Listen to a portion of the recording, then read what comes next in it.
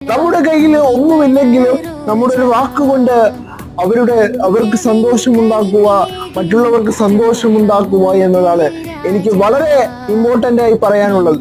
ഇത് എന്റെ ജീവിതത്തിൽ ഈ കഴിഞ്ഞ മാസം നടന്ന ഒരു അനുഭവമാണ്.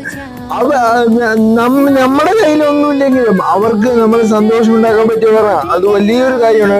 അപ്പോ ഈ സന്തോഷ നിമിഷത്തിൽ ഞാൻ ഇതൊക്കെ ഓർമ്മപ്പെടുത്തുന്നു.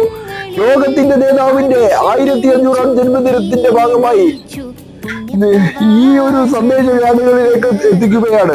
അയൽവാസി പട്ടിണി കിടക്കുമ്പോഴും വയറ് നിറച്ച് അന്നം കഴിക്കുന്നവൻ നമ്മിൽപ്പെട്ടവരല്ല എന്ന് പഠിപ്പിച്ച ലോകത്തിന്റെ നേതാവിന്റെ 1500-ാം ജന്മദിനാശംസകളും ഓണവും എല്ലാ ആശംസകളും നിങ്ങൾക്ക് ഞാൻ നേരുകയാണ്.